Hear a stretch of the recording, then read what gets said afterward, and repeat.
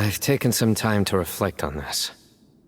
If I had to guess, Professor Cyrus came to the desert knowing that he would almost certainly never return. He's a stubborn man who tends to double down when he feels strongly about something.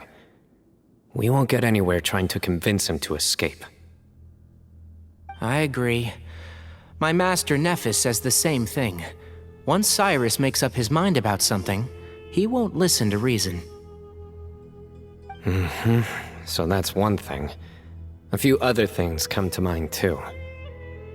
You've heard all you need to hear about the Temple of Silence, so on that, I don't have anything to add.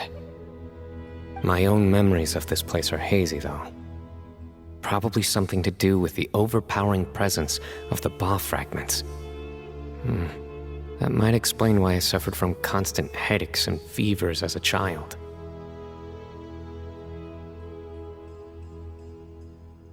I do remember having some fleeting moments of profound emotion when vague images would appear in my mind.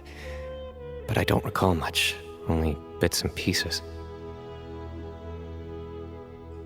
I was still young then, and all I could understand was that there was a strong will inside my mind. Thinking back on it now, I suppose it was Herm Anubis' way of trying to encourage me, even if we couldn't communicate.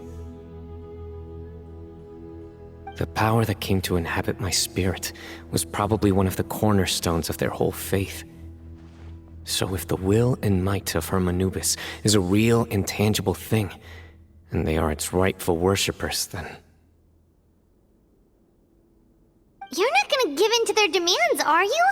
Surely there has to be another way! No. I have no intention of returning it. I need this power to protect Sumeru. But the temple has the right to make the final decision over its fate, since it belongs to one of the 7 pillars of King Deshret.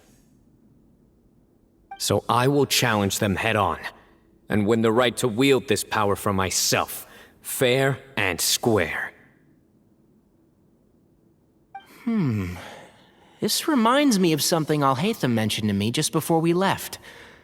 He said that the Temple of Silence was originally founded by the ruling elite of the day. Traditionally, such organizations are bound by a strict and ancient code of nobility. Kaveh has made similar observations about the desert tribes from his work trips there. He says many of them have their own internal rules.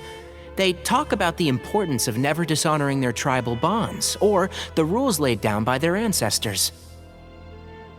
I think we could turn that to our advantage. Go back to them with a proposal of our own. Wow, and just like that, we've turned the tables on them! Looks like we have the same idea. Turn it back on them now while we still can, in terms that they cannot refuse. That's how we win this. Great. And I know just how to start the conversation. Let's go find Sethos. We'll tell him that I know a thing or two about medicine and would like to take a look at his grandfather's condition.